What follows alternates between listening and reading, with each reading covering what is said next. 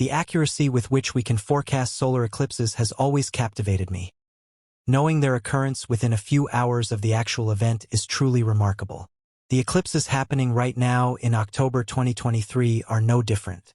I wanted to quickly appear on camera to wish everyone a happy Halloween and also explain why today is so significant for astronomers. If you weren't aware, today marks an annular solar eclipse, but it's also the day of a rare hybrid solar eclipse, meaning it will be both an annular solar eclipse and a total solar eclipse for certain regions of the world. I reside in California, and here we will witness an annular solar eclipse. This occurs when the moon is at its farthest point from Earth, making it appear smaller than the sun. Total solar eclipses, conversely, happen when the moon is closest to Earth. The moon's and Earth's orbits are misaligned by approximately 5 degrees, which is why sometimes the moon perfectly aligns in front of the sun. This particular alignment is quite rare. In fact, it only happens twice a year, once on the new moon and once on the full moon, and today is one of those days. This eclipse will begin as a partial eclipse, with more and more of the moon gradually passing in front of the sun's face. Then, suddenly, the moon will perfectly align in front of it, and if you look directly at the center, you'll observe a tiny sliver of light.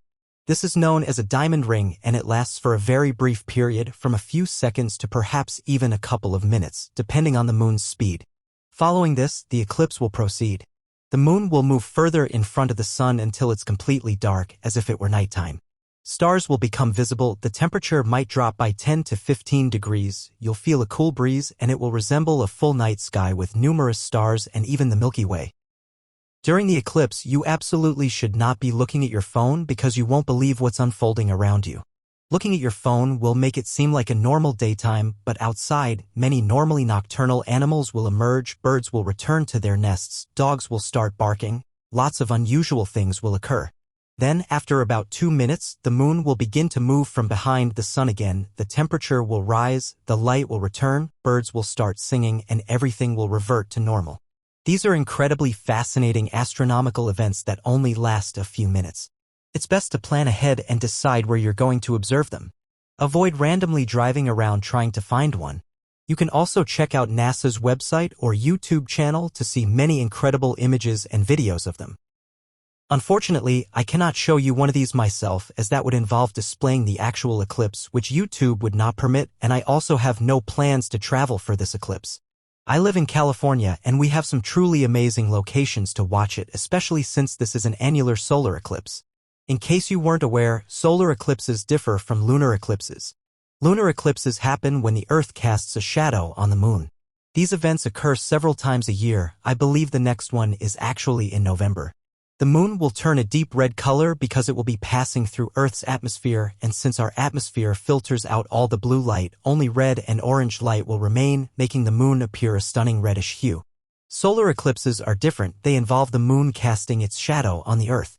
If you wish to learn more about these types of events, you can visit NASA's website or Wikipedia's page on hybrid solar eclipses. I will link to both of these in the description below. I simply find these to be incredibly cool astronomical events that we are so fortunate to be able to predict so well. In fact, they are so predictable that we even used them in the past to keep time. I recall learning about this in school, but apparently there's something called an equation of time because the moon doesn't orbit the Earth perfectly. Sometimes it aligns with the sun better than others. This slight misalignment causes the length of a day to be slightly longer or shorter than 24 hours, and the only way we were able to discover this was by tracking solar eclipses. This is astonishing to me as it demonstrates just how much effort scientists and astronomers have invested in understanding these phenomena. Also, I've heard that the name of this particular eclipse is Ka, which apparently means water in the Ashanti language of Ghana. I'm not sure how they come up with these names. I suppose they assign each eclipse a name based on the country it affects the most.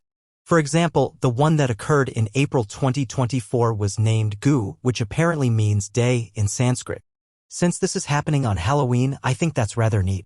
I did some reading, and apparently people in Mexico celebrate the Day of the Dead around this time of year, so it's quite interesting that a solar eclipse is happening during that period. Again, I think that's incredibly cool. Finally, I wanted to point out that people predicted solar eclipses thousands of years before we had a scientific way to comprehend what was happening.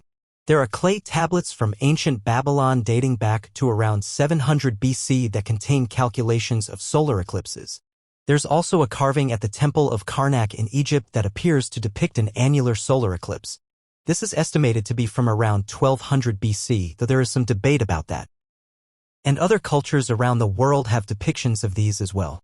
The Chinese have meticulously recorded solar eclipses for over 3,000 years, and every culture seemed to have its own explanation for what caused them. The Greek philosopher Thales of Miletus was one of the first people who accurately predicted a solar eclipse.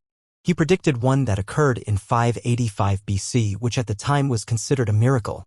This prediction brought him considerable fame. It showcased just how powerful science and understanding the universe can be.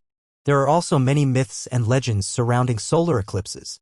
In some cultures, they were viewed as a bad omen. In others, they were celebrated as a good sign. Regardless of your beliefs, I think it's safe to say that they are a truly remarkable natural phenomenon that reminds us of the incredible power and beauty of our universe. I hope you all enjoyed my little rambling session here. I just wanted to discuss this because it's something I find super interesting. Also, I wanted to remind you all that if you enjoyed the video, hit that thumbs up button. If you truly enjoyed it, consider becoming a member. That helps me out immensely. If you want to continue watching, the next video I'd recommend is where I discussed all the upcoming meteor showers for the rest of the year. So much fun, so much fun. I'll see you in the next one. Goodbye.